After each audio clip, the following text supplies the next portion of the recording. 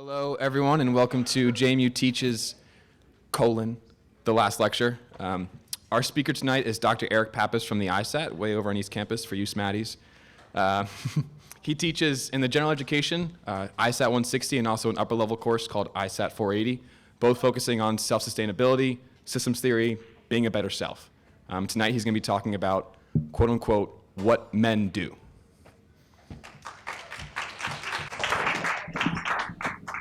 So what do men do? This is going to be a difficult discussion to have and to feel comfortable with. But think about this. Sometimes there are not two sides to an argument, okay? Which makes it then not an argument, because an argument by definition has two sides. So while I'm reading some of these statistics to you and talking to you, think of the possibility that there may not be another side to this. Okay, what men do. I have this book that was written by a fellow in Richmond. It's called Atrocities. I bought it in Richmond at a bookstore, and I wasn't sure why I bought it, and it is an extremely disturbing book. It is the 100 deadliest episodes in human history, in which billions of people have been killed in all sorts of ways that I'm not even going to get into. So I bought this not thinking that I would need it at any point, and then I realized I would need it tonight. So out of the 100 deadliest episodes in human history, 99 of them were started by men. And the one that was started by a woman, which was in Rome, located in the Mediterranean. It was started by Justinian and Theodorus. So it was a man and a woman, but that was the only one. Here are some other statistics. Homicides. Everything I'm going to quote to you, I'm going to tell you where I got it from too, okay? This is from the journal Trauma. 85% of the homicides in this country are committed by men. About 15% by women, obviously. Okay, even a more fun topic. Rape, abuse, incest, national network. Here are some background statistics. 44% of victims are under, well, let me preface this by saying 9 out of 10 rape victims were female. 44% of victims are under the age of 18. 80% of the victims are under the age of 30. 2/3 of assaults are committed by someone known to the victim. 38% of rapists are a friend or acquaintance. 68% of sexual assaults are not reported to the police. 98% of rapists never spend a day in jail or prison. Every 107 seconds, another American is sexually assaulted. Each year, about 293,000 people are victims of sexual assault. Okay, out of every 100 rapes, 32 get reported to the police. 7 lead to an arrest. 3 out of 100 are referred to prosecutors. 2 lead to felony conviction. 2 rapists out of 100 will spend a day or more in jail. The other 98 will walk free. Okay. So for those of you inclined to say, men get raped too. About 3% of American men, or 1 in 33, have experienced an attempted or completed rape in their lifetime, and very, very few of them are women on men. It's men on men. So, like I said, 9 out of every 10 rape victims were female. I started looking at some other stuff. I have part of my research background. I'm a social psychologist, and just when I was out of college and when I was in graduate school, I did a lot of work in gender and sexuality, especially men's issues, heterosexual men's issues, okay? Which is not popular with any men, really. So when I was doing this research, I decided to look, and I know some of these things, but I decided to find some good references about violence against women in other parts of the world. And I decided to be honest with you that I didn't want to be the person who told you some of these things. The absolute horrific things, some of you know, I'm sure, the absolute horrific things that happen to women, especially in Africa, in the Middle East, United States too, but in other parts of the world, it's bad, horrific. Okay, on a lighter topic, Okay, now we'll have some fun. Gun ownership. 37% of men own guns. 12% of women own guns. The Federal Bureau of Prisons reports this. 94% of prisoners in this country are male. 6% are women. Now, out of that group, about half of the women were not the perpetrators of the crime. They were just along for the ride. In about 1980, I was hired to start a school in a prison in Floyd County, Virginia, in the town of Willis, which I did. And at that time, working for corrections and stuff, I found out that at that time, 97% of the people in prisons in Virginia were male and 3% were female. Okay, child abuse. Research suggests that both mothers and fathers may physically abuse children. Findings from the ABS Personal Safety Survey 2005 indicated that participants who had experienced physical abuse before the age of 15, out of those people, 56% experienced abuse from their father or stepfather, 25% experienced abuse from their mother or stepmother.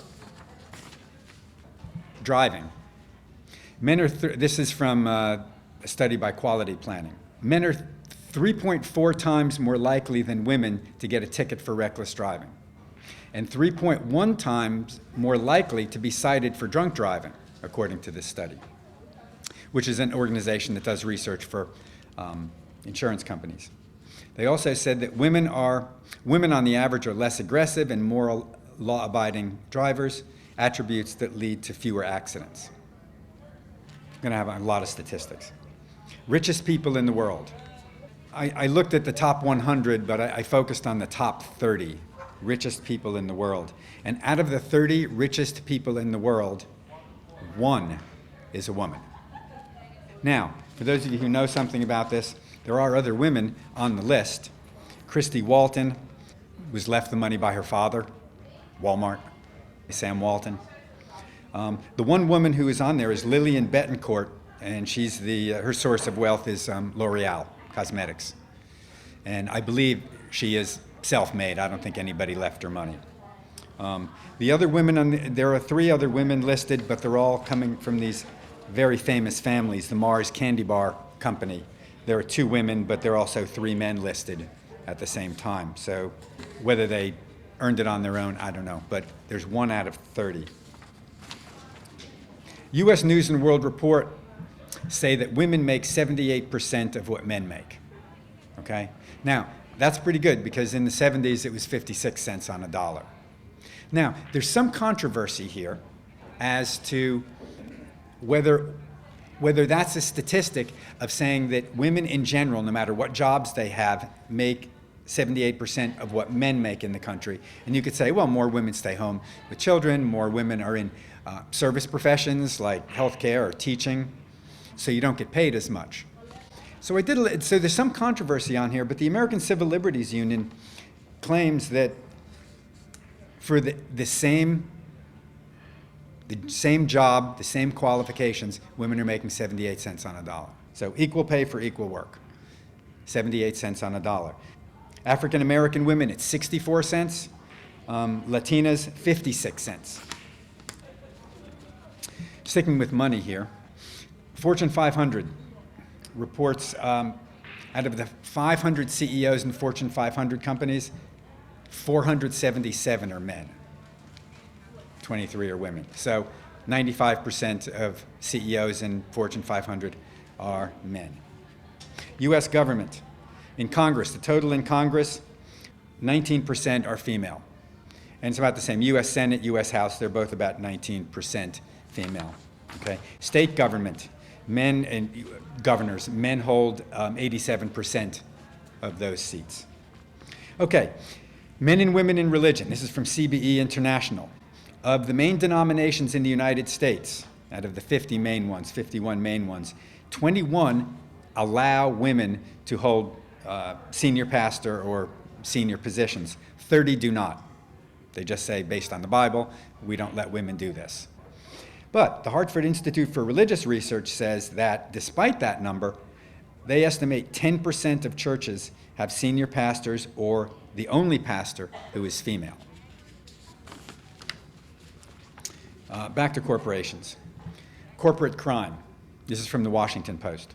91% of those who commit major corporate fraud are men, according to a recent study published in the American Sociological Review. Women, 9%, obviously. And when women team up with men to commit fraud, they reap less of a profit than their male co-conspirators. We're not letting you get away with anything. Hey, here's something. Women are catching up here. The overweight and obesity rates. You're doing all right. Things are okay. Things are working. 70% of men in this country are overweight or obese, 57% female. But you're getting better. It's catching up. It's great to see that. That was from the Kaiser Family Foundation. Household chores, you know what's coming here.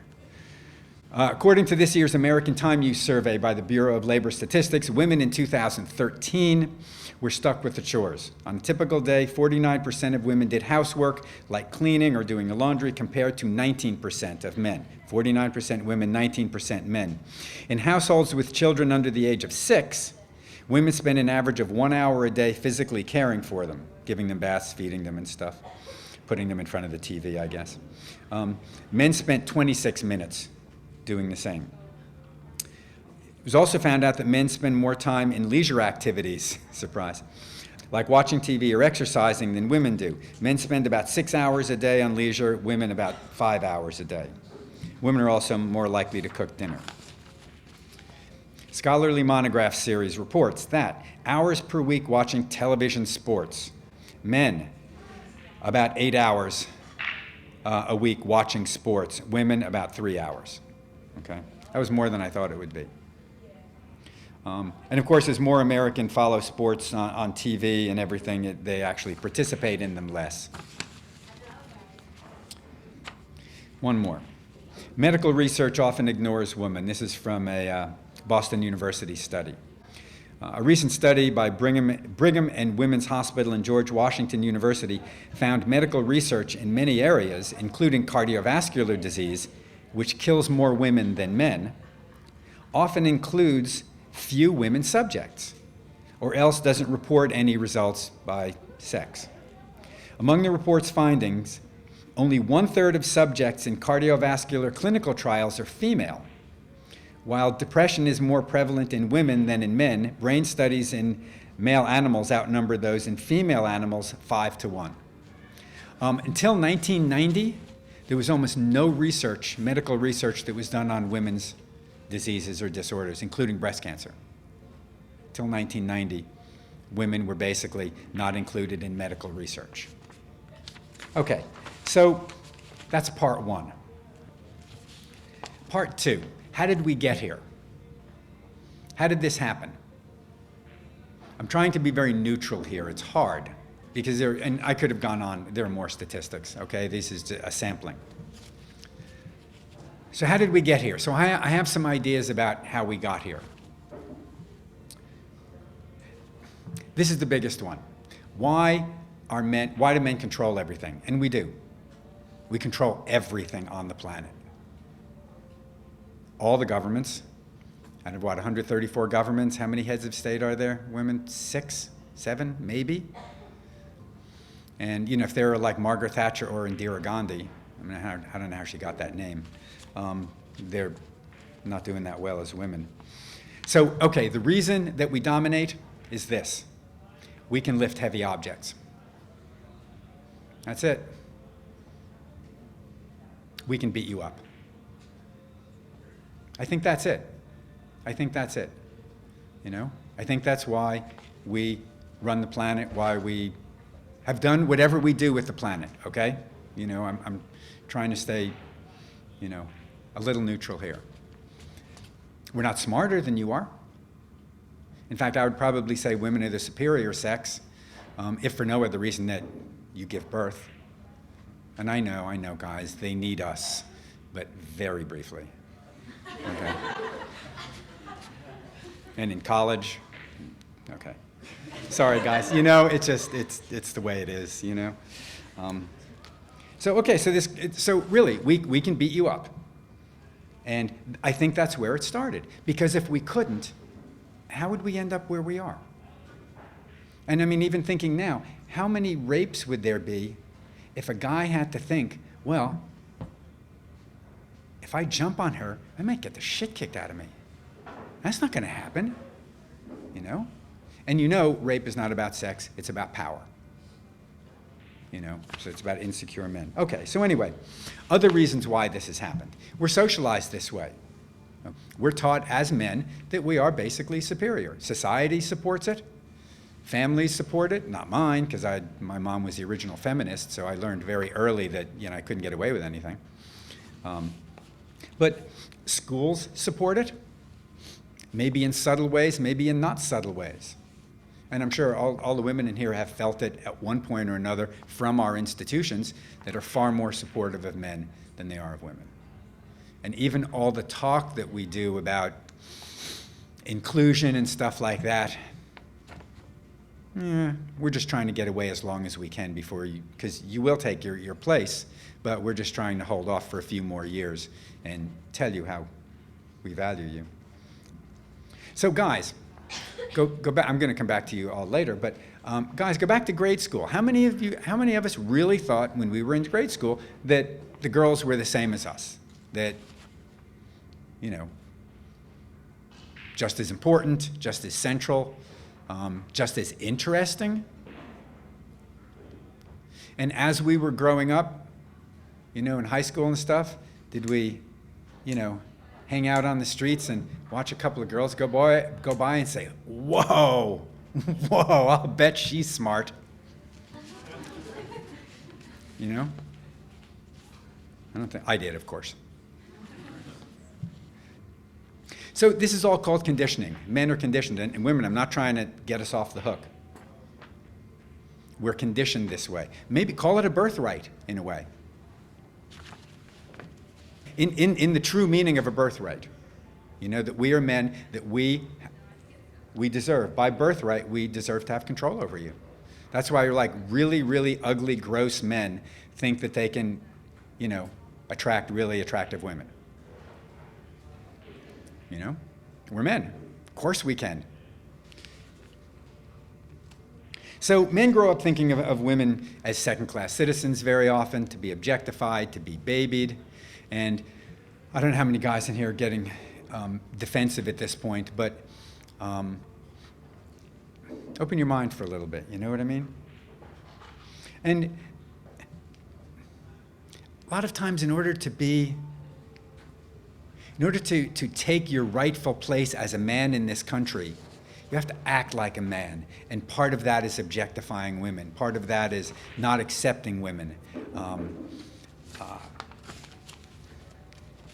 What does it sound like when I say something like, I really like my feminine side? People are like, gay. No, not the case. Just in case you were thinking, okay, well maybe he is, so there's an excuse. No. Masculinity and femininity, the characteristics of those are really just characteristics of people. The fact that women are more sensitive, more nurturing, and things like that doesn't mean that that's not accessible to men. It's just that we don't really value that stuff very much. I mean, what's the biggest complaint women have about men? Can't talk about our emotions, right? Is there anything else? I mean, it's bigger than that? Bigger complaint of women of all ages? I can't talk to him. And I hear guys who are 50 and 60 years old just saying, oh, I really can't. I can't talk about my emotions. After all those years, you haven't learned how to do that? You might still be with your partner, and you still can't talk to the woman you're married to? So I think this. First of all, this is not about feminism. It's about human rights. Everybody has the same rights. And no one, by birth, deserves to be enslaved. I mean, if we have any natural rights, those natural rights say that no matter who you are, you're not allowed to be enslaved. And as you know, many, many women on the planet are enslaved. Generally, it's religion that does it. Okay, so why has this happened? My other thought is that men are insecure. If we were not insecure, why would we feel like we needed to control you? And if we felt fine about ourselves, why would we feel like we need to control anybody else? I mean, it seems common sense, maybe it's, psychology light, but, So the other reason that, I don't think this group would probably say it, but a number of people say, well, we can't help ourselves because we have testosterone. So all I know is that when other people have chemical deficiencies like psychopaths and sociopaths, we usually isolate them from society. So I'm not sure, guys, if we want to use the testosterone excuse anymore. I can't control myself because I have testosterone, and that means I have to jump on women. But there are a lot of guys out there, maybe not in the room, who actually believe that. And I think there are some women who let us off because, men can't control themselves. You got to stop that. And if I can just do an aside, guys, you can still listen, but I'm talking to the women. Stop letting us get away with all this stuff. Really, we exhibit this horrid behavior, and you take it from us. I can't believe it. And we're very easy to control, believe me. Okay, so end of part 2. The third part of this is, what can men do? Advice you didn't ask for. So this is what I thought. As men, if you say, okay, this is probably right. And, we do have a collective responsibility as men. You can say, I don't rape anybody. I can say honestly, I've never pushed myself on a woman. I mean, I've tried to convince women of stuff, but it didn't really work. I wasn't very good about that in high school. But, I don't say, well, because I've never done it, well, I don't have any responsibility for men's violence or in any way, shape, or form. But I do, because I'm a man. And I think other men need to realize that too. So based on this, based on the idea, if you accept the fact that there's some collective responsibility here, that here are some things men can do. And here's the point. If we don't change how we are, what's going to happen? I mean, even, it drives me nuts, even just this equal pay for equal work. So I figured it out. If the progress is the same as it has been over the past about 35 years, women, your daughters will get equal pay for equal work. Is that okay with you? You won't. Your daughters probably won't either. But at the current rate, it's going to be years and years. And the fact that it's really easy to do. It's really easy to make it so that women get paid the same, but we just don't do it. Okay, so men, here's the stuff. Unsolicited advice. Here's when you can get mad at me. Change your behavior around men and around women. Guys, you know that we talk differently when women aren't around. Sometimes horribly differently. Women, when we're around you, we don't. Men are much more likely to objectify women and stuff like that when they're just with other men. It's like, it's what men do. They talk about sports, work, and women, So men, we have to start talking to each other. We have to start talking to each other about women, about the problems we have, the inequities between men and women, which is the primary issue on the planet, maybe after food. Could there be a more important issue? Half of us are not equal to the other half. I don't see anything that's more important than that. And basically, be who you say you are. I don't know any men who'll say, yeah, I objectify women all the time, and I don't listen to them, and, when I'm talking to them, I'm not looking in their eyes. And we have to get off that. We have to understand that privilege doesn't allow us to do whatever we want. I think we need to be talking to each other about how we treat women, maybe not us as individuals, but us as men. If it doesn't get into the conversation, what's going to happen? We don't listen to women.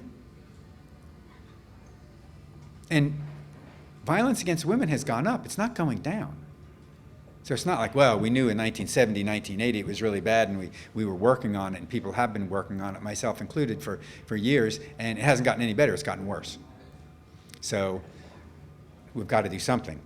So I think it falls to men, and I think men have to be brave. They have to be able to talk to their friends and say, you know, we objectify women. Don't talk about getting somebody drunk and jumping on her as a victory.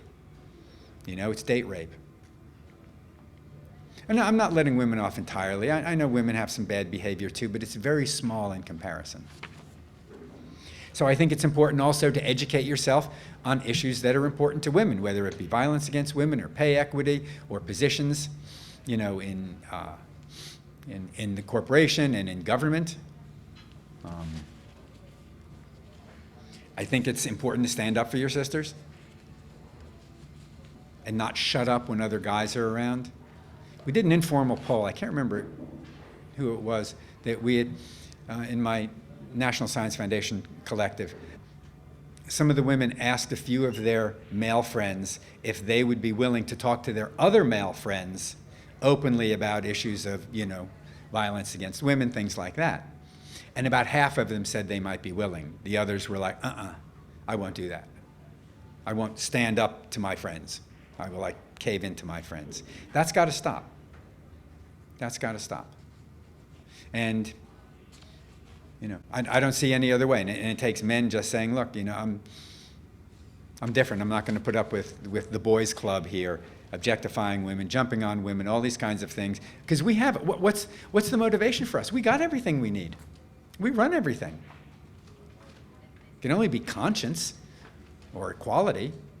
We don't stand anything to gain. That's why I think men don't do anything, because we've got it all. Nobody voluntarily gives up power.